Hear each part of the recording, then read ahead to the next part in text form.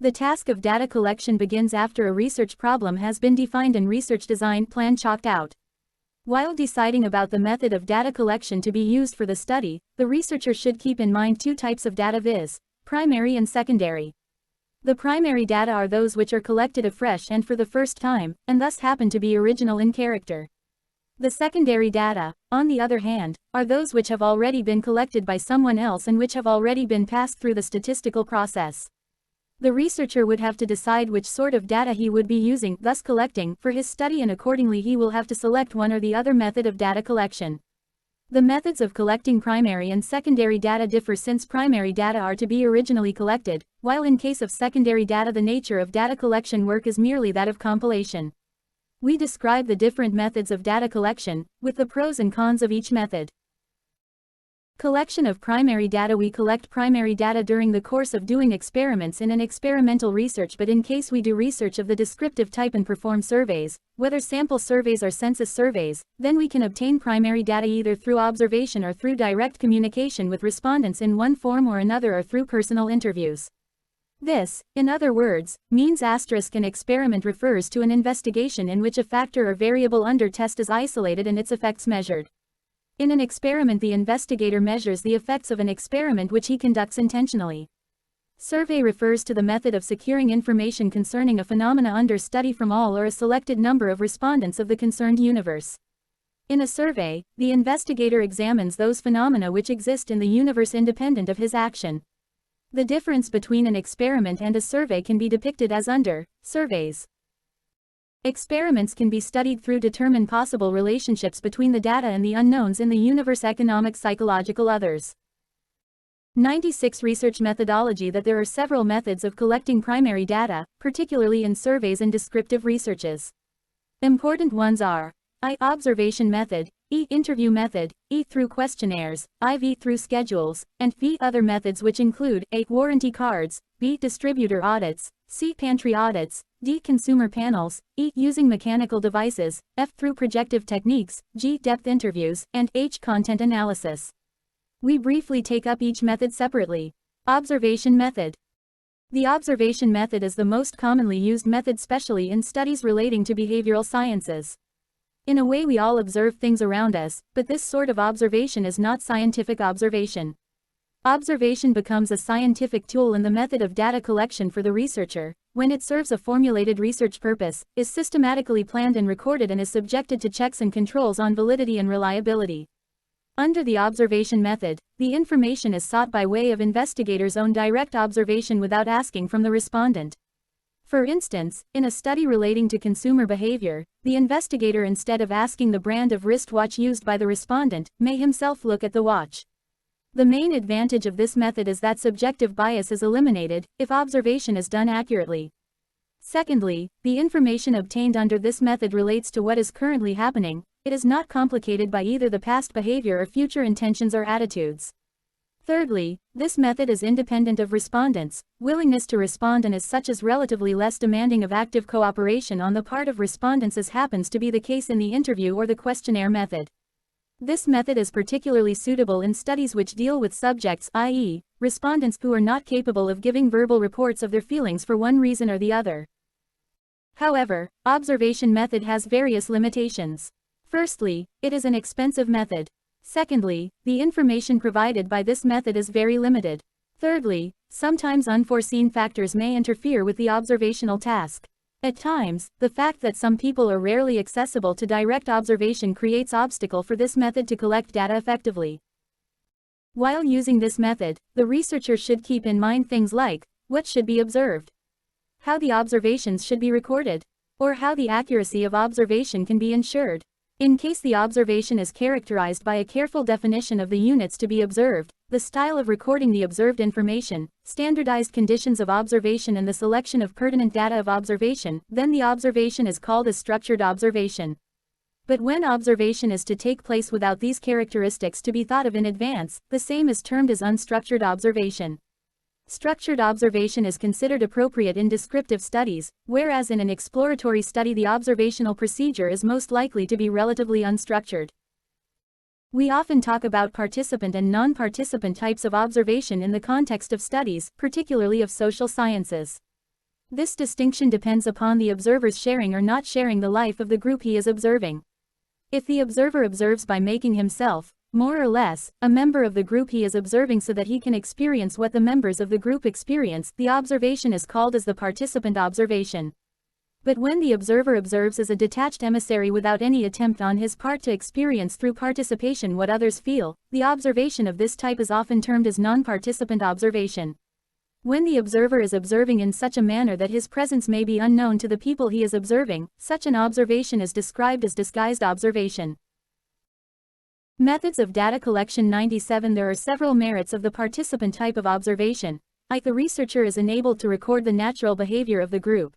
The researcher can even gather information which could not easily be obtained if he observes in a disinterested fashion. The researcher can even verify the truth of statements made by informants in the context of a questionnaire or a schedule. But there are also certain demerits of this type of observation, viz. The observer may lose the objectivity to the extent he participates emotionally, the problem of observation control is not solved, and it may narrow down the researcher's range of experience. Sometimes we talk of controlled and uncontrolled observation. If the observation takes place in the natural setting, it may be termed as uncontrolled observation, but when observation takes place according to definite pre-arranged plans, involving experimental procedure, the same is then termed controlled observation. In non-controlled observation, no attempt is made to use precision instruments. The major aim of this type of observation is to get a spontaneous picture of life and persons. It has a tendency to supply naturalness and completeness of behavior, allowing sufficient time for observing it. But in controlled observation, we use mechanical or precision instruments as aids to accuracy and standardization. Such observation has a tendency to supply formalized data upon which generalizations can be built with some degree of assurance. The main pitfall of non-controlled observation is that of subjective interpretation. There is also the danger of having the feeling that we know more about the observed phenomena than we actually do. Generally, controlled observation takes place in various experiments that are carried out in a laboratory or under controlled conditions, whereas uncontrolled observation is resorted to in case of exploratory researches. Interview method. The interview method of collecting data involves presentation of oral verbal stimuli and reply in terms of oral verbal responses. This method can be used through personal interviews and, if possible, through telephone interviews. Personal interviews. Personal interview method requires a person known as the interviewer asking questions generally in a face-to-face contact to the other person or persons. At times the interviewee may also ask certain questions and the interviewer responds to these, but usually the interviewer initiates the interview and collects the information. This sort of interview may be in the form of direct personal investigation or it may be indirect oral investigation. In the case of direct personal investigation, the interviewer has to collect the information personally from the sources concerned. He has to be on the spot and has to meet people from whom data have to be collected. This method is particularly suitable for intensive investigations. But in certain cases it may not be possible or worthwhile to contact directly the persons concerned, or on account of the extensive scope of inquiry, the direct personal investigation technique may not be used. In such cases an indirect oral examination can be conducted, under which the interviewer has to cross-examine other persons who are supposed to have knowledge about the problem under investigation, and the information obtained is recorded. Most of the commissions and committees appointed by government to carry on investigations make use of this method. The method of collecting information through personal interviews is usually carried out in a structured way. As such, we call the interviews as structured interviews. Such interviews involve the use of a set of predetermined questions and of highly standardized techniques of recording. Thus, 98 Research methodology. The interviewer in a structured interview follows a rigid procedure laid down, asking questions in a form and order prescribed. As against it, the unstructured interviews are characterized by a flexibility of approach to questioning.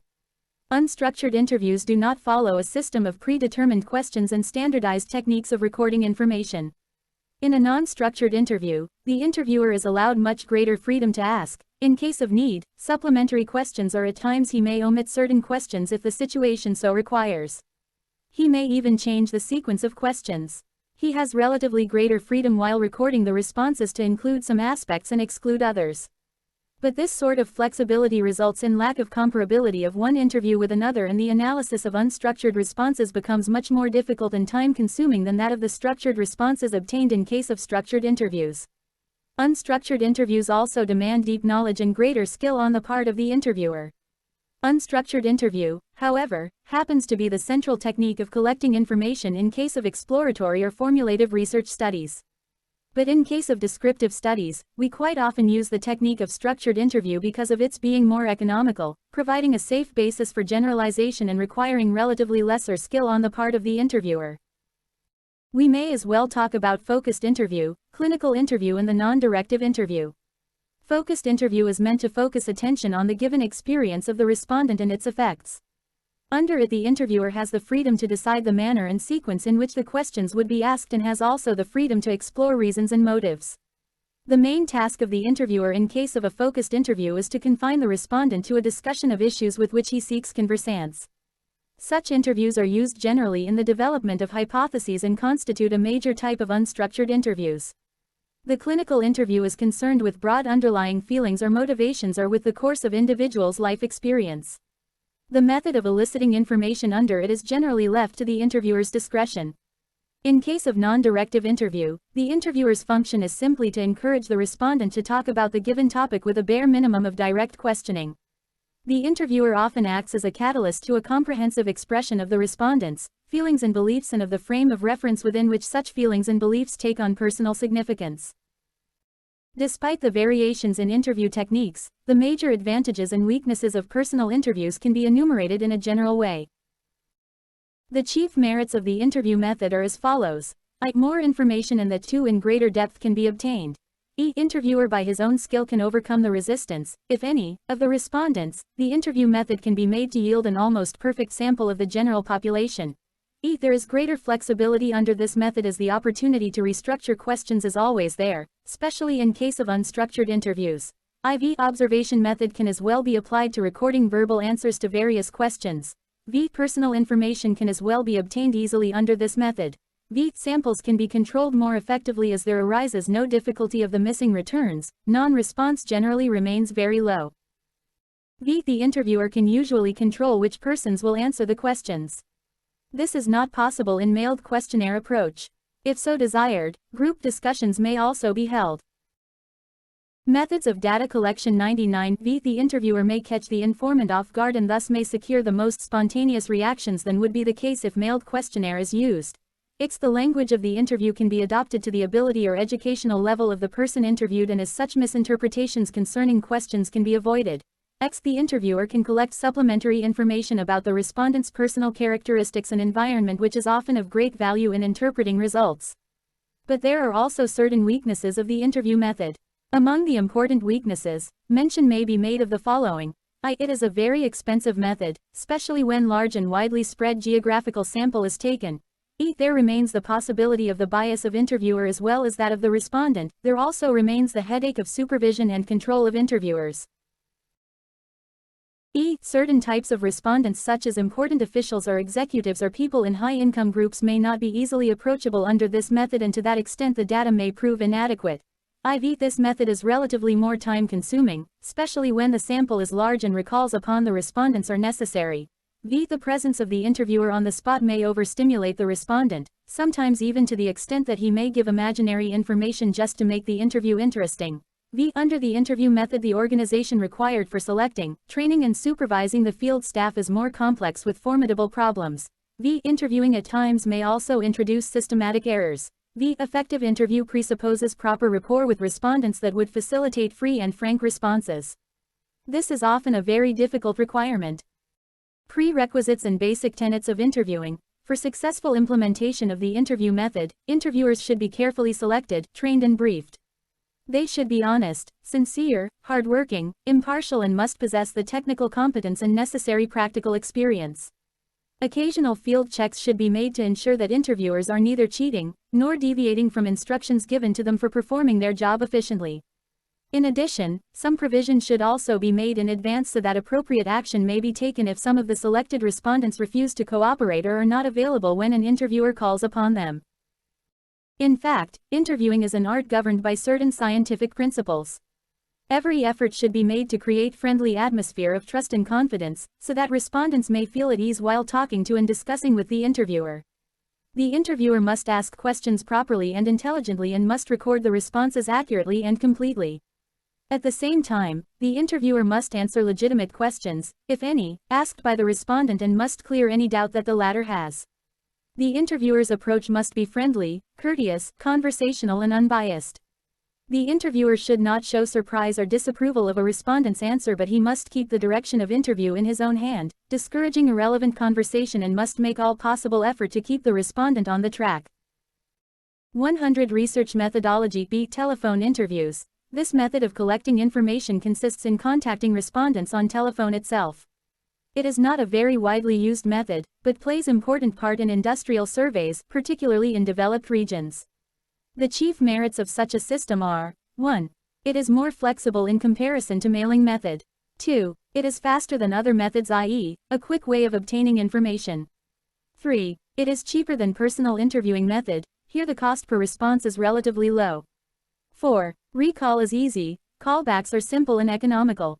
5. There is a higher rate of response than what we have in mailing method, the non-response is generally very low. 6. Replies can be recorded without causing embarrassment to respondents. 7. Interviewer can explain requirements more easily. 8. At times, access can be gained to respondents who otherwise cannot be contacted for one reason or the other. 9. No field staff is required. 10. Representative and wider distribution of sample is possible. But this system of collecting information is not free from demerits. Some of these may be highlighted. 1. Little time is given to respondents for considered answers. Interview period is not likely to exceed 5 minutes in most cases. 2. Surveys are restricted to respondents who have telephone facilities. 3. Extensive geographical coverage may get restricted by cost considerations. 4. It is not suitable for intensive surveys where comprehensive answers are required to various questions. 5. Possibility of the bias of the interviewer is relatively more. 6. Questions have to be short and to the point. Probes are difficult to handle. Collection of data through questionnaires. This method of data collection is quite popular, particularly in case of big inquiries. It is being adopted by private individuals, research workers, private and public organizations, and even by governments. In this method, a questionnaire is sent, usually by post, to the persons concerned with a request to answer the questions and return the questionnaire. A questionnaire consists of a number of questions printed or typed in a definite order on a form or set of forms. The questionnaire is mailed to respondents who are expected to read and understand the questions and write down the reply in the space meant for the purpose in the questionnaire itself. The respondents have to answer the questions on their own. The method of collecting data by mailing the questionnaires to respondents is most extensively employed in various economic and business surveys. The merits claimed on behalf of this method are as follows. 1. There is low cost even when the universe is large and is widely spread geographically. Methods of data collection. 101. It is free from the bias of the interviewer, answers are in respondents' own words. 3. Respondents have adequate time to give well thought out answers. 4. Respondents, who are not easily approachable, can also be reached conveniently. 5. Large samples can be made use of and thus the results can be made more dependable and reliable. The main demerits of this system can also be listed here. 1. Low rate of return of the duly filled-in questionnaires, bias due to no response is often indeterminate. 2. It can be used only when respondents are educated and cooperating. 3. The control over questionnaire may be lost once it is sent. 4. There is inbuilt inflexibility because of the difficulty of amending the approach once questionnaires have been dispatched. 5. There is also the possibility of ambiguous replies or omission of replies altogether to certain questions. Interpretation of omissions is difficult.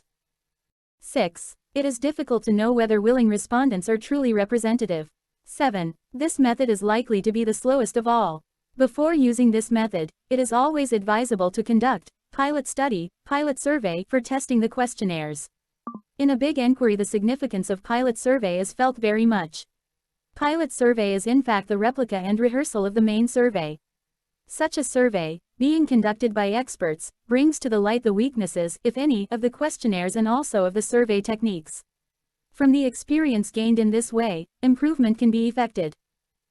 Main aspects of a questionnaire. Quite often questionnaire is considered as the heart of a survey operation. Hence it should be very carefully constructed. If it is not properly set up, then the survey is bound to fail. This fact requires us to study the main aspects of a questionnaire, viz. the general form, question sequence and question formulation and wording. Researchers should note the following with regard to these three main aspects of a questionnaire. 1. General form. So far as the general form of a questionnaire is concerned, it can either be structured or unstructured questionnaire. Structured questionnaires are those questionnaires in which there are definite, concrete and predetermined questions. The questions are presented with exactly the same wording and in the same order to all respondents. Resort is taken to this sort of standardization to ensure that all respondents reply to the same set of questions. The form of the question may be either closed, i.e., of the type, yes, or no, or open, i.e., inviting free response, but should be stated in advance and not constructed during questioning. Structured questionnaires may also have fixed alternative questions in which responses of the informants are limited to the stated alternatives. Thus a highly structured questionnaire is one in which all questions and answers are specified and comments in the respondent's own words are held to the minimum. When these characteristics are not present in a questionnaire, it can be termed as unstructured or non-structured questionnaire. More specifically, we can say that in an unstructured questionnaire, the interviewer is provided with a general guide on the type of information to be obtained, but the exact question formulation is largely his own responsibility and the replies are to be taken down in the respondent's own words to the extent possible. In some situations, tape recorders may be used to achieve this goal. 102 Research methodology. Structured questionnaires are simple to administer and relatively inexpensive to analyze. The provision of alternative replies, at times, helps to understand the meaning of the question clearly. But such questionnaires have limitations too. For instance, wide range of data and that too in respondents' own words cannot be obtained with structured questionnaires. They are usually considered inappropriate in investigations where the aim happens to be to probe for attitudes and reasons for certain actions or feelings. They are equally not suitable when a problem is being first explored and working hypotheses sought. In such situations, unstructured questionnaires may be used effectively. Then on the basis of the results obtained in pretest testing before final use operations from the use of unstructured questionnaires, one can construct a structured questionnaire for use in the main study. 2. Question sequence. In order to make the questionnaire effective and to ensure quality to the replies received, a researcher should pay attention to the question sequence in preparing the questionnaire. A proper sequence of questions reduces considerably the chances of individual questions being misunderstood. The question sequence must be clear and smoothly moving, meaning thereby that the relation of one question to another should be readily apparent to the respondent, with questions that are easiest to answer being put in the beginning. The first few questions are particularly important because they are likely to influence the attitude of the respondent and in seeking his desired cooperation. The opening questions should be such as to arouse human interest. The following type of questions should generally be avoided as opening questions in a questionnaire. 1. Questions that put too great a strain on the memory or intellect of the respondent. 2. Questions of a personal character. 3. Questions related to personal wealth, etc. Following the opening questions, we should have questions that are really vital to the research problem and a connecting thread should run through successive questions. Ideally, the question sequence should conform to the respondent's way of thinking. Knowing what information is desired, the researcher can rearrange the order of the questions. This is possible in case of unstructured questionnaire to fit the discussion in each particular case. But in a structured questionnaire, the best that can be done is to determine the question sequence with the help of a pilot survey, which is likely to produce good rapport with most respondents. Relatively difficult questions must be relegated towards the end so that even if the respondent decides not to answer such questions, considerable information would have already been obtained. Thus, question sequence should usually go from the general to the more specific, and the researcher must always remember that the answer to a given question is a function not only of the question itself, but of all previous questions as well. For instance, if one question deals with the price usually paid for coffee and the next with reason for preferring that particular brand, the answer to this latter question may be couched largely in terms of price differences. 3. Question formulation and wording. With regard to this aspect of questionnaire, the researcher should note that each question must be very clear, for any sort of misunderstanding can do irreparable harm to a survey. Questions should also be impartial in order not to give a biased picture of the true state of affairs. Questions should be constructed with a view to their forming a logical part of a well-thought-out tabulation plan. In general, all questions should meet the following standards. A. Should be easily understood. B. Should be simple, i.e., should convey only one thought at a time. C. Should be concrete and should conform as much as possible to the respondent's way of thinking. 4. Methods of data collection. 103. Instance, instead of asking How many razor blades do you use annually? The more realistic question would be to ask, how many razor blades did you use last week? Concerning the form of questions, we can talk about two principal forms, viz., multiple choice question and the open-end question. In the former, the respondent selects one of the alternative possible answers put to him, whereas in the latter he has to supply the answer in his own words. The question with only two possible answers, usually, yes or no, can be taken as a special case of the multiple choice question, or can be named as a closed question. There are some advantages and disadvantages of each possible form of question. Multiple choice or closed questions have the advantages of easy handling, simple to answer, quick and relatively inexpensive to analyze. They are most amenable to statistical analysis. Sometimes, the provision of alternative replies helps to make clear the meaning of the question.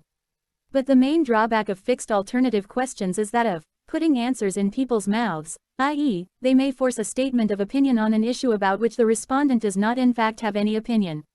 They are not appropriate when the issue under consideration happens to be a complex one and also when the interest of the researcher is in the exploration of a process. In such situations, open-ended questions which are designed to permit a free response from the respondent rather than one limited to certain stated alternatives are considered appropriate. Such questions give the respondent considerable latitude in phrasing a reply. Getting the replies in respondents' own words is, thus, the major advantage of open-ended questions. But one should not forget that, from an analytical point of view, open-ended questions are more difficult to handle, raising problems of interpretation, comparability and interviewer bias. In practice, one rarely comes across a case when one questionnaire relies on one form of questions alone. The various forms complement each other. As such, questions of different forms are included in one single questionnaire. For instance, multiple choice questions constitute the basis of a structured questionnaire, particularly in a mail survey.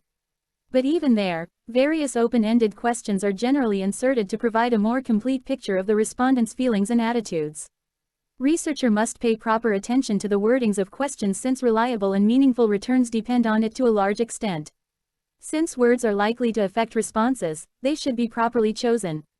Simple words, which are familiar to all respondents, should be employed. Words with ambiguous meanings must be avoided. Similarly, danger words, catchwords or words with emotional connotations should be avoided. Caution must also be exercised in the use of phrases which reflect upon the prestige of the respondent. Question wording, in no case, should bias the answer. In fact, question wording and formulation is an art and can only be learned by practice.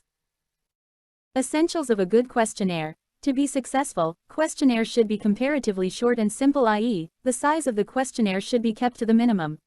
Questions should proceed in logical sequence, moving from easy to more difficult questions. Personal and intimate questions should be left to the end. Technical terms and vague expressions capable of different interpretations should be avoided in a questionnaire. Questions may be dichotomous, yes or no answers, multiple choice, alternative answers listed, or open-ended. The latter type of questions are often difficult to analyze and hence should be avoided in a questionnaire to the extent possible. There should be some control questions in the questionnaire which indicate the reliability of the respondent.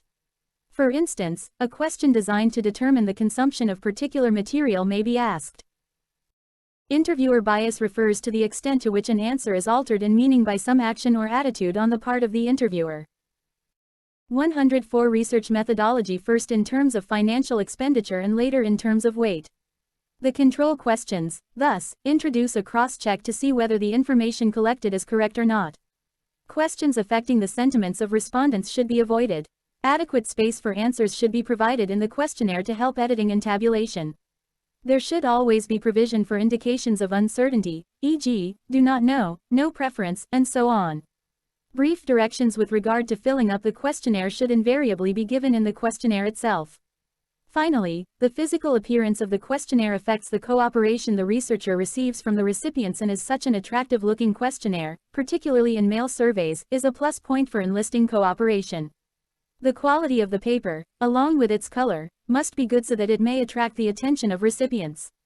Collection of data through schedules. This method of data collection is very much like the collection of data through questionnaire, with little difference which lies in the fact that schedules perform containing a set of questions are being filled in by the enumerators who are specially appointed for the purpose.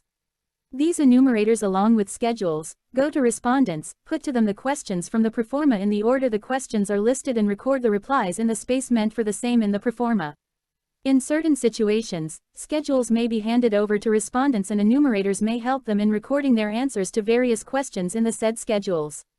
Enumerators explain the aims and objects of the investigation and also remove the difficulties which any respondent may feel in understanding the implications of a particular question or the definition or concept of difficult terms. This method requires the selection of enumerators for filling up schedules or assisting respondents to fill up schedules, and as such enumerators should be very carefully selected. The enumerators should be trained to perform their job well, and the nature and scope of the investigation should be explained to them thoroughly so that they may well understand the implications of different questions put in the schedule. Enumerators should be intelligent and must possess the capacity of cross-examination in order to find out the truth.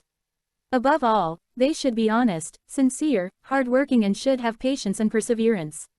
This method of data collection is very useful in extensive inquiries and can lead to fairly reliable results.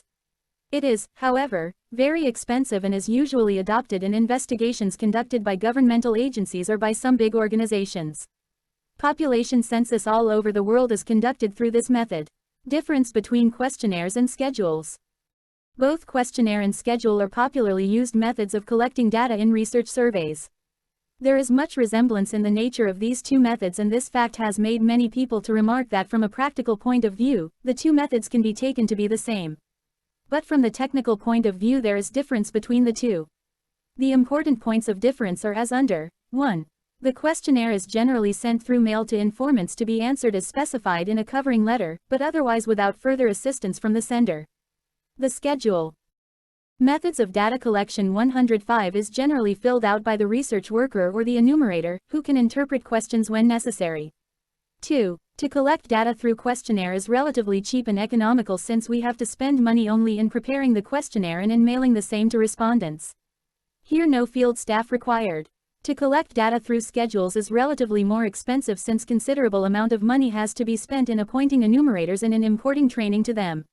Money is also spent in preparing schedules. 3. Non-response is usually high in case of questionnaire, as many people do not respond and many return the questionnaire without answering all questions. Bias due to non-response often remains indeterminate. As against this, non-response is generally very low in case of schedules, because these are filled by enumerators who are able to get answers to all questions. But there remains the danger of interviewer bias and cheating. 4. In case of questionnaire, it is not always clear as to who replies, but in case of schedule the identity of respondent is known. 5. The questionnaire method is likely to be very slow, since many respondents do not return the questionnaire in time despite several reminders, but in case of schedules the information is collected well in time as they are filled in by enumerators. 6. Personal contact is generally not possible in case of the questionnaire method, as questionnaires are sent to respondents by post, who also in turn return the same by post. But in case of schedules direct personal contact is established with respondents. 7. Questionnaire method can be used only when respondents are literate and cooperative, but in case of schedules the information can be gathered even when the respondents happen to be illiterate. 8. Wider and more representative distribution of sample is possible under the questionnaire method, but in respect of schedules there usually remains the difficulty in sending enumerators over a relatively wider area. 9. Risk of collecting incomplete and wrong information is relatively more under the questionnaire method, particularly when people are unable to understand questions properly.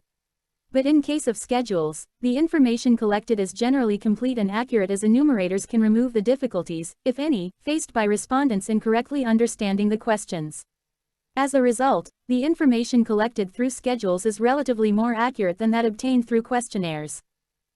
10. The success of questionnaire method lies more on the quality of the questionnaire itself, but in the case of schedules much depends upon the honesty and competence of enumerators. 11. In order to attract the attention of respondents, the physical appearance of questionnaire must be quite attractive, but this may not be so in case of schedules, as they are to be filled in by enumerators and not by respondents. 12. Along with schedules, observation method can also be used, but such a thing is not possible while collecting data through questionnaires. 106 Research methodology. Some other methods of data collection. Let us consider some other methods of data collection, particularly used by big business houses in modern times. 1. Warranty cards. Warranty cards are usually postal-sized cards which are used by dealers of consumer durables to collect information regarding their products.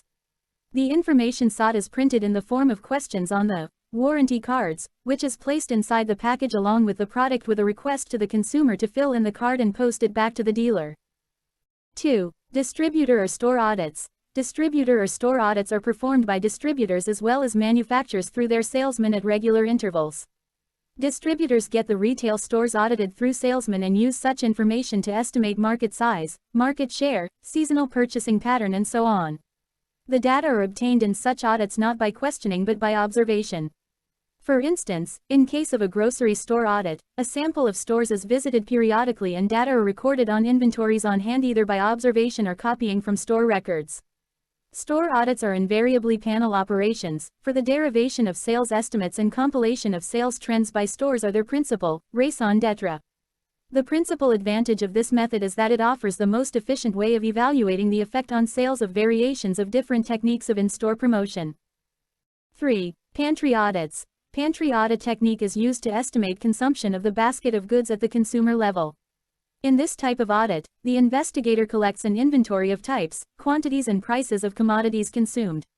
Thus in pantry audit data are recorded from the examination of consumers' pantry. The usual objective in a pantry audit is to find out what types of consumers buy certain products and certain brands, the assumption being that the contents of the pantry accurately portray consumers' preferences. Quite often, pantry audits are supplemented by direct questioning relating to reasons and circumstances under which particular products were purchased in an attempt to relate these factors to purchasing habits. A pantry audit may or may not be set up as a panel operation, since a single visit is often considered sufficient to yield an accurate picture of consumers' preferences. An important limitation of pantry audit approach is that, at times, it may not be possible to identify consumers' preferences from the audit data alone, particularly when promotion devices produce a marked rise in sales. 4. Consumer panels. An extension of the pantry audit approach on a regular basis is known as consumer panel, where a set of consumers are arranged to come to an understanding to maintain detailed daily records of their consumption, and the same is made available to investigator on demands. In other words, a consumer panel is essentially a sample of consumers who are interviewed repeatedly over a period of time. Mostly consume panels are of two types, viz. the transitory consumer panel and the continuing consumer panel.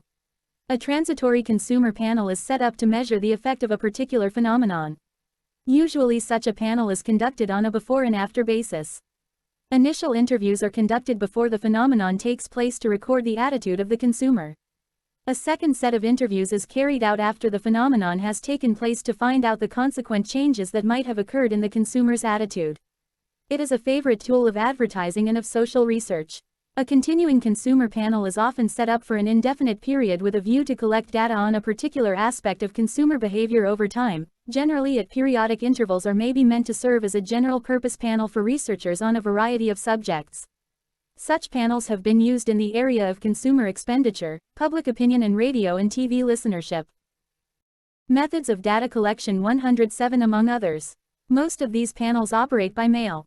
The representativeness of the panel relative to the population and the effect of panel membership on the information obtained after the two major problems associated with the use of this method of data collection. 5. Use of mechanical devices. The use of mechanical devices has been widely made to collect information by way of indirect means. Eye camera, pupillometric camera, psychogalvanometer, motion picture camera and audiometer are the principal devices so far developed and commonly used by modern big business houses, mostly in the developed world, for the purpose of collecting the required information. Eye cameras are designed to record the focus of eyes of a respondent on a specific portion of a sketch or diagram or written material. Such an information is useful in designing advertising material. Pupillometric cameras record dilation of the pupil as a result of a visual stimulus. The extent of dilation shows the degree of interest aroused by the stimulus. Psychogalvanometer is used for measuring the extent of body excitement as a result of the visual stimulus. Motion picture cameras can be used to record movement of body of a buyer while deciding to buy a consumer good from a shop or big store. Influence of packaging or the information given on the label would stimulate a buyer to perform certain physical movements which can easily be recorded by a hidden motion picture camera in the shop's four walls. Audiometers are used by some TV concerns to find out the type of programs as well as stations preferred by people. A device is fitted in the television instrument itself to record these changes. Such data may be used to find out the market share of competing television stations. 6. Projective techniques. Projective techniques, or what are sometimes called as indirect interviewing techniques, for the collection of data have been developed by psychologists to use projections of respondents for inferring about underlying motives, urges, or intentions which are such that the respondent either resists to reveal them or is unable to figure out himself. In projective techniques, the respondent in supplying information tends unconsciously to project his own attitudes or feelings on the subject under study. Projective techniques play an important role in motivational researches or in attitude surveys. The use of these techniques requires intensive specialized training. In such techniques, the individual's responses to the stimulus situation are not taken at their face value. The stimuli may arouse many different kinds of reactions. The nature of the stimuli and the way in which they are presented under these techniques do not clearly indicate the way in which the response is to be interpreted. The stimulus may be a photograph, a picture, an inkblot, and so on. Responses to these stimuli are interpreted as indicating the individual's own view, his personality structure, his needs, tensions, etc. in the context of some pre-established psychological conceptualization of what the individual's responses to the stimulus mean. We may now briefly deal with the important projective techniques. Word association tests. These tests are used to extract information regarding such words which have maximum association. In this sort of test, the respondent is asked to mention the first word that comes to mind, ostensibly without thinking, as the interviewer reads out each word from a list. If the interviewer says cold, the respondent may say hot and the like ones. The general technique is to use a list of as many as 50 to 100 words. Analysis of the matching words supplied by the respondents indicates whether the given word should be used for the contemplated purpose. The same idea is exploited in marketing research to find out the quality that is mostly associated to a brand of a product. A number of qualities of a product may be listed and informants may be asked to write 108 research methodology brand names possessing one or more of these. This technique is quick and easy to use, but yields reliable results when applied to words that are widely known and which possess essentially one type of meaning. This technique is frequently used in advertising research. Sentence completion tests. These tests happen to be an extension of the technique of word association tests. Under this, informant may be asked to complete a sentence such as, persons who wear khadi are, to find association of khadi clothes with certain personality characteristics. Several sentences of this type might be put to the informant on the same subject. Analysis of replies from the same informant reveals his attitude toward that subject, and the combination of these attitudes of all the sample members is then taken to reflect the views of the population. This technique permits the testing not only of words, as in case of word association tests, but of ideas as well, and thus, helps in developing hypotheses and in the construction of questionnaires. This technique is also quick and easy to use, but it often leads to analytical problems, particularly when the response happens to be multidimensional. Story completion tests. Such tests are a step further, wherein the researcher may contrive stories instead of sentences and ask the informants to complete them. The respondent is given just enough of story to focus his attention on a given subject, and he is asked to supply a conclusion to the story. Verbal projection tests. These are the tests wherein the respondent is asked to comment on or to explain what other people do. For example, why do people smoke? Answers may reveal the respondent's own motivations. Pictorial techniques. There are several pictorial techniques. The important ones are as follows. A thematic apperception test (TAT). The TAT consists of a set of pictures. Some of the pictures deal with the ordinary day-to-day events, while others may be ambiguous pictures of unusual situations that are shown to respondents who are asked to describe what they think the pictures represent. The replies of respondents constitute the basis for the investigator to draw inferences about their personality structure, attitudes, etc. Rosenzweig test. This test uses a cartoon format wherein we have a series of cartoons with words inserted in balloons above. The respondent is asked to put his own words in an empty balloon space provided for the purpose in the picture. From what the respondents write in this fashion, the study of their attitudes can be made. Rorschach test. This test consists of 10 cards having prints of inkblots. The design happens to be symmetrical but meaningless.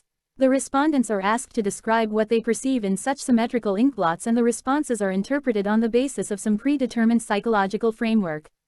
This test is frequently used, but the problem of validity still remains a major problem of this test. D. Holtzman inkblot test, HIT. This test from W.H. Holtzman is a modification of the Rorschach test explained above. This test consists of 45 inkblot cards and not 10 inkblots as we find in case of Rorschach test, which are based on color, movement, shading and other factors involved in inkblot perception. Only one response per card is obtained from the subject or the respondent, and the responses of a subject are interpreted at 3 levels of form appropriateness. Form responses are interpreted for knowing the accuracy F, or inaccuracy F, of respondent's percepts, shading and color for ascertaining his affectional and emotional needs, and movement responses for assessing the dynamic aspects of his life. Methods of data collection. 109 Holtzman inkblot test or HIT has several special features or advantages. For example, it elicits relatively constant number of responses per respondent. Secondly, it facilitates studying the responses of a respondent to different cards in the light of norms of each card instead of lumping them together. Thirdly, it elicits much more information from the respondent than is possible with merely 10 cards in Rorschach test. The 45 cards used in this test provide a variety of stimuli to the respondent, and as such the range of responses elicited by the test is comparatively wider. There are some limitations of this test as well. One difficulty that remains in using this test is that most of the respondents do not know the determinants of their perceptions, but for the researcher, who has to interpret the protocols of a subject and understand his personality or attitude through them, knowing the determinant of each of his responses is a must. This fact emphasizes that the test must be administered individually, and a post-test inquiry must as well be conducted for knowing the nature and sources of responses, and this limits the scope of HIT as a group test of personality. Not only this, the usefulness of HIT for purposes of personal selection, vocational guidance, etc. is still to be established. 1. In view of these limitations, some people have made certain changes in applying this test.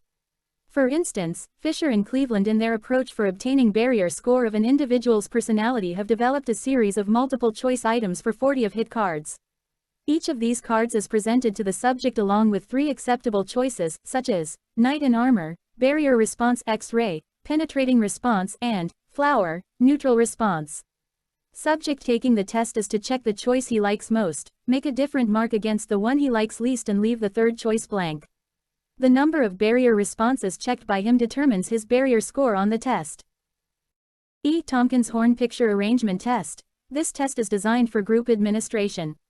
It consists of 25 plates, each containing 3 sketches that may be arranged in different ways to portray sequence of events. The respondent is asked to arrange them in a sequence which he considers as reasonable. The responses are interpreted as providing evidence confirming certain norms, respondents' attitudes, etc. V. Play techniques. Under play techniques, subjects are asked to improvise or act out a situation in which they have been assigned various roles. The researcher may observe such traits as hostility, dominance, sympathy, prejudice, or the absence of such traits. These techniques have been used for knowing the attitudes of younger ones through manipulation of dolls. Dolls representing different racial groups are usually given to children who are allowed to play with them freely. The manner in which children organize dolls would indicate their attitude towards the class of persons represented by dolls. This is also known as doll play test, and is used frequently in studies pertaining to sociology. The choice of color, form, words, the sense of orderliness and other reactions may provide opportunities to infer deep-seated feelings. V. Quizzes, tests and examinations. This is also a technique of extracting information regarding specific ability of candidates indirectly. In this procedure, both long and short questions are framed to test through them the memorizing and analytical ability of candidates. V. Sociometry. Sociometry is a technique for describing the social relationships among individuals in a group. In an indirect way, sociometry attempts to describe attractions or repulsions between one SL. DOS, Personality Assessment through Projective Movie Pictures, p. 17. 110 Research methodology. Individuals by asking them to indicate whom they would choose or reject in various situations. Thus, sociometry is a new technique of studying the underlying motives of respondents. Under this, an attempt is made to trace the flow of information amongst groups and then examine the ways in which new ideas are diffused. Sociograms are constructed to identify leaders and followers. 2 sociograms are charts that depict the sociometric choices. There are many versions of the sociogram pattern, and the reader is suggested to consult specialized references on sociometry for the purpose. This approach has been applied to the diffusion of ideas on drugs amongst medical practitioners. 7. Depth interviews. Depth interviews are those interviews that are designed to discover underlying motives and desires and are often used in motivational research. Such interviews are held to explore needs, desires and feelings of respondents. In other words, they aim to elicit unconscious as also other types of material relating especially to personality dynamics and motivations. As such, depth interviews require great skill on the part of the interviewer and at the same time involve considerable time. Unless the researcher has specialized training, depth interviewing should not be attempted. Depth interview may be projective in nature or it may be a non-projective interview. The difference lies in the nature of the questions asked. Indirect questions on seemingly irrelevant subjects provide information that can be related to the informant's behavior or attitude towards the subject under study. Thus, for instance, the informant may be asked on his frequency of air travel and he might again be asked at a later stage to narrate his opinion concerning the feelings of relatives of some other man who gets killed in an airplane accident. Reluctance to fly can then be related to replies to questions of the latter nature. If the depth interview involves questions of such type, the same may be treated as projective depth interview. But in order to be useful, depth interviews do not necessarily have to be projective in nature. Even non-projective depth interviews can reveal important aspects of psychosocial situation for understanding the attitudes of people. 8. Content analysis. Content analysis consists of analyzing the contents of documentary materials such as books, magazines, newspapers and the contents of all other verbal materials which can be either spoken or printed. Content analysis prior to 1940s was mostly quantitative analysis of documentary materials concerning certain characteristics that can be identified and counted. But since 1950s content analysis is mostly qualitative analysis concerning the general import or message of the existing documents. The difference is somewhat like that between a casual interview and depth interviewing. 3. Bernard Berelson's name is often associated with the latter type of content analysis. Content analysis is measurement through proportion. Content analysis measures pervasiveness and that is sometimes an index of the intensity of the force. 4. The analysis of content is a central activity whenever one is concerned with the study of the nature of the verbal materials. A review of research in any area, for instance, involves the analysis of the contents of research articles that have been published. The analysis may be at a relatively simple level or may be a subtle one. It is at a simple level when we pursue it on the basis of certain characteristics of the document or verbal materials that can be identified and counted, such as on the basis of major scientific concepts in a book. It is at a subtle level when researcher makes a study of the attitude, say of the press towards education by feature writers. 2 G.B. Giles, Marketing, p. 40-41. 3 Carter 5. Good and Douglas E. Skates, Methods of Research, p. 670. 4 Ibid. p. 670. Methods of Data Collection 111 Collection of secondary data. Secondary data means data that are already available, i.e., they refer to the data which have already been collected and analyzed by someone else. When the researcher utilizes secondary data, then he has to look into various sources from where he can obtain them. In this case, he is certainly not confronted with the problems that are usually associated with the collection of original data. Secondary data may either be published data or unpublished data. Usually published data are available in a. Various publications of the central, state or local governments, b. Various publications of foreign governments or of international bodies and their subsidiary organizations, c. Technical and trade journals, d. Books, magazines and newspapers, e. Reports and publications of various associations connected with business and industry, banks, stock exchanges, etc., f. Reports prepared by research scholars, universities, economists, etc. in different fields, and g. Public records and statistics, historical documents, and other sources of published information. The sources of unpublished data are many. They may be found in diaries, letters, unpublished biographies and autobiographies, and also may be available with scholars and research workers, trade associations, labor bureaus and other public-private individuals and organizations. Researcher must be very careful in using secondary data. He must make a minute scrutiny because it is just possible that the secondary data may be unsuitable or may be inadequate in the context of the problem which the researcher wants to study. In this connection, Drive, A.L. Bowley very aptly observes that it is never safe to take published statistics at their face value without knowing their meaning and limitations, and it is always necessary to criticize arguments that can be based on them. By way of caution, the researcher, before using secondary data, must see that they possess following characteristics. 1. Reliability of data. the reliability can be tested by finding out such things about the said data. A. Who collected the data? B. What were the sources of data? C. Were they collected by using proper methods? D. At what time were they collected?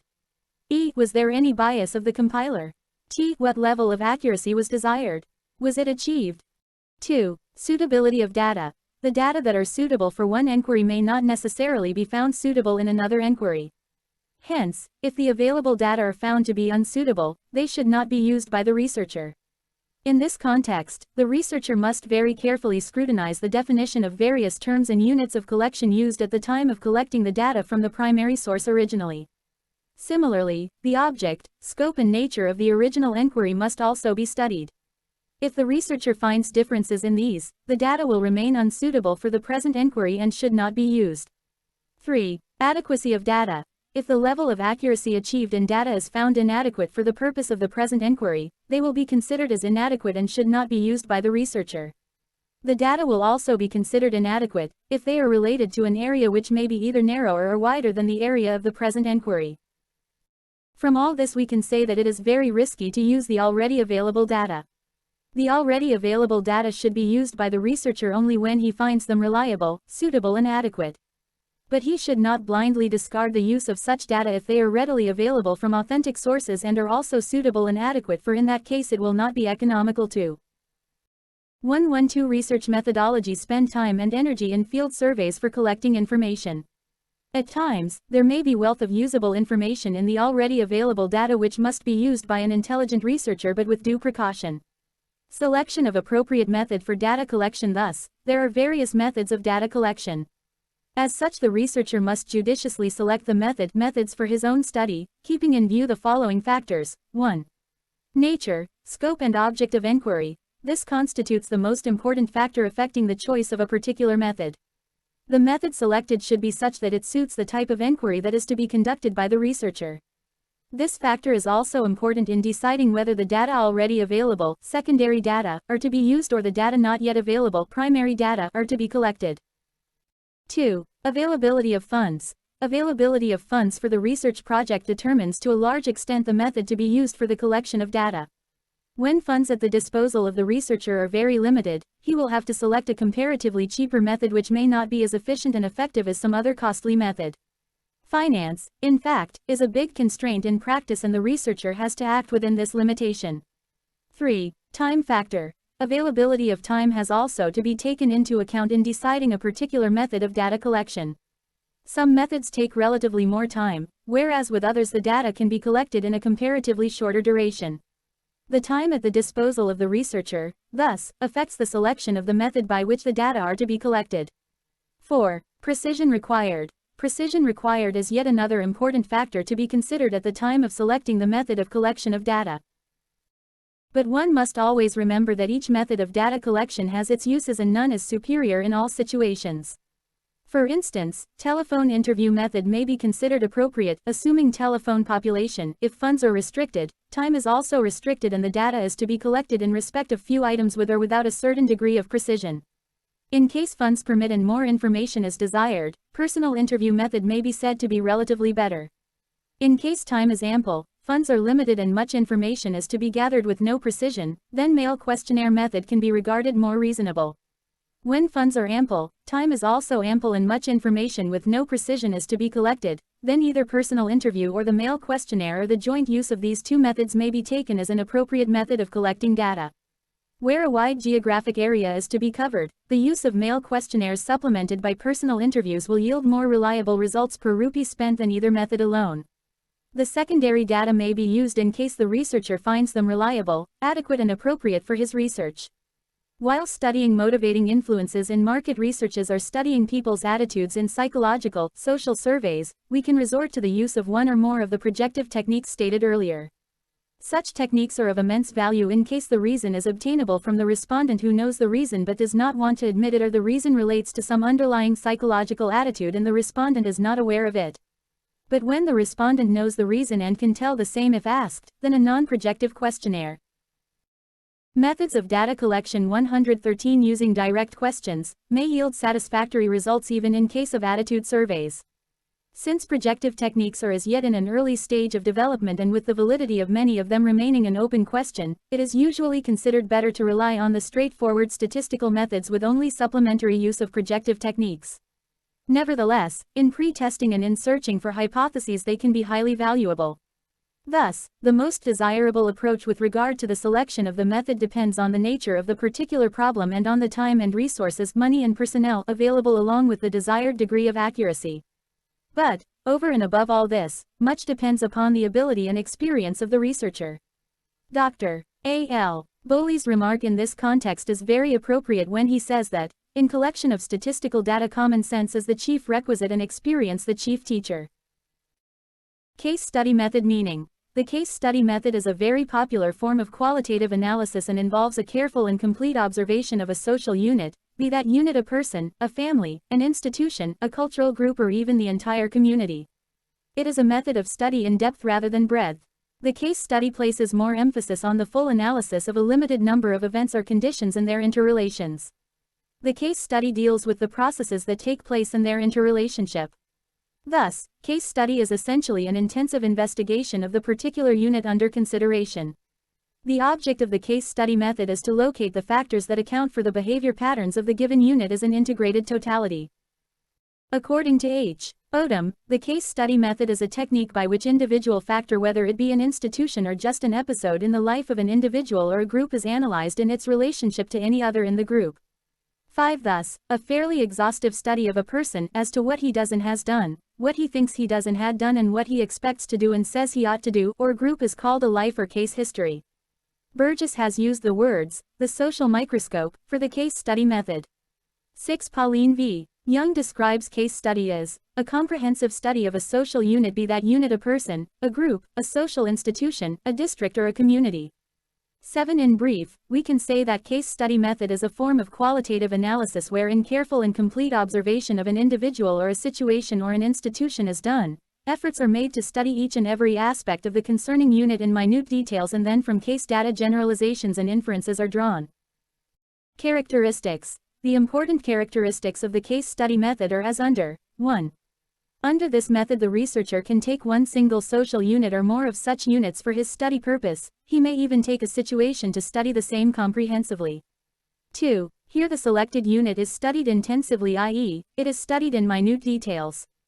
Generally, the study extends over a long period of time to ascertain the natural history of the unit so as to obtain enough information for drawing correct inferences. 5. H. Odom, An Introduction to Social Research, p. 229. 6. Burgess, Research Methods in Sociology, page 26 in George Gervich and W. E.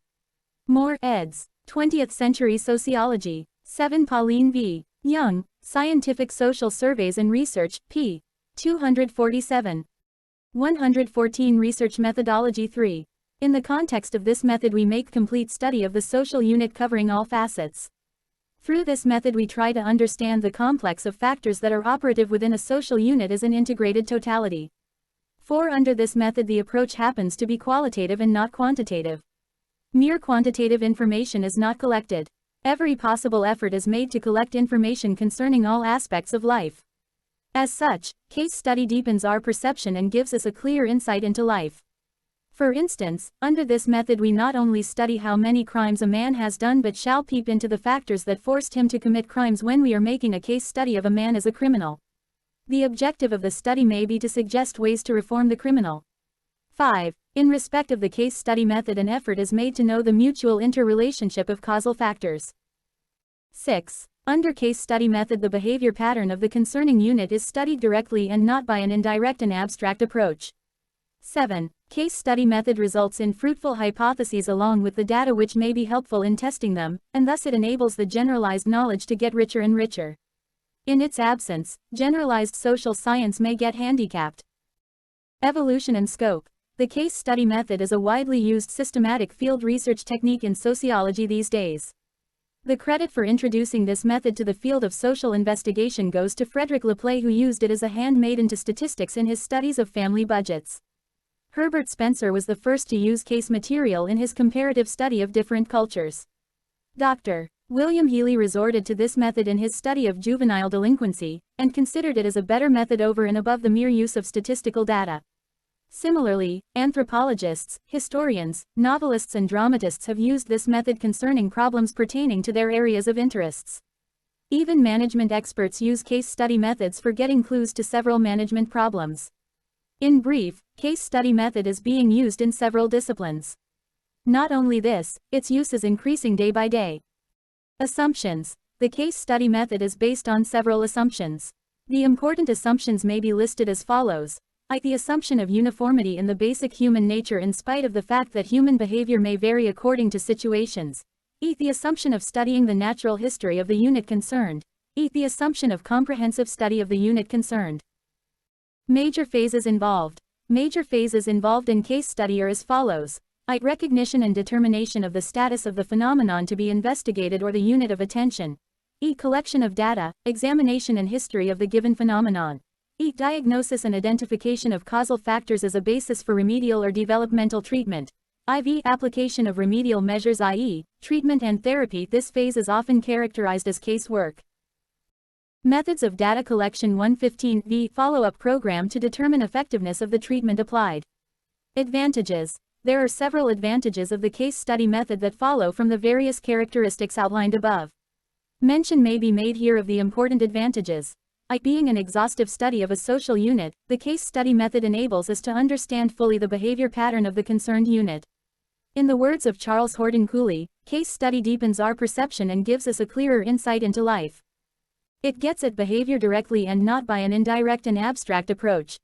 Through case study, a researcher can obtain a real and enlightened record of personal experiences which would reveal man's inner strivings, tensions and motivations that drive him to action along with the forces that direct him to adopt a certain pattern of behavior. This method enables the researcher to trace out the natural history of the social unit and its relationship with the social factors and the forces involved in its surrounding environment.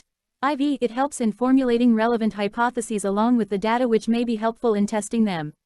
Case studies, thus, enable the generalized knowledge to get richer and richer.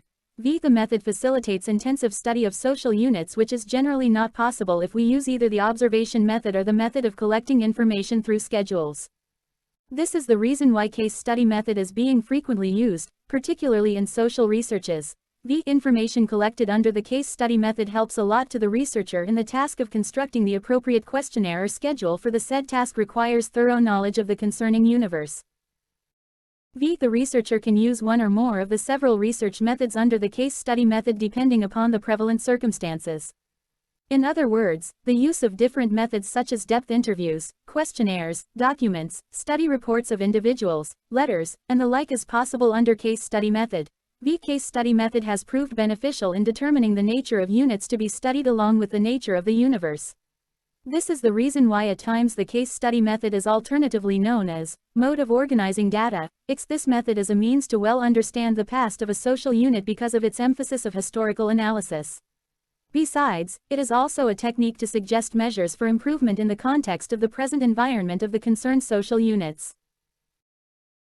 Case studies constitute the perfect type of sociological material as they represent a real record of personal experiences which very often escape the attention of most of the skilled researchers using other techniques. Case study method enhances the experience of the researcher and this in turn increases his analyzing ability and skill.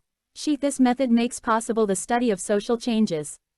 On account of the minute study of the different facets of a social unit, the researcher can well understand the social change then and now. This also facilitates the drawing of inferences and helps in maintaining the continuity of the research process. In fact, it may be considered the gateway to and at the same time the final destination of abstract knowledge. 116 Research methodology. Case study techniques are indispensable for therapeutic and administrative purposes. They are also of immense value in taking decisions regarding several management problems. Case data are quite useful for diagnosis, therapy and other practical case problems. Limitations. Important limitations of the case study method may as well be highlighted. Case situations are seldom comparable and as such the information gathered in case studies is often not comparable. Since the subject under case study tells history in his own words, logical concepts and units of scientific classification have to be read into it or out of it by the investigator. Reed-Bain does not consider the case data as significant scientific data since they do not provide knowledge of the impersonal, universal, non-ethical, non-practical, repetitive aspects of phenomena. 8. Real information is often not collected because the subjectivity of the researcher does enter in the collection of information in a case study. 8. The danger of false generalization is always there in view of the fact that no set rules are followed in collection of the information and only few units are studied. It consumes more time and requires lot of expenditure. More time is needed under case study methods since one studies the natural history cycles of social units and that too minutely. The case data are often vitiated because the subject, according to Reed Bain, may write what he thinks the investigator wants, and the greater the rapport, the more subjective the whole process is. The case study method is based on several assumptions which may not be very realistic at times, and as such the usefulness of case data is always subject to doubt.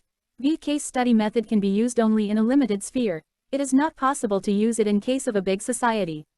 Sampling is also not possible under a case study method. The response of the investigator is an important limitation of the case study method. He often thinks that he has full knowledge of the unit and can himself answer about it. In case the same is not true, then consequences follow.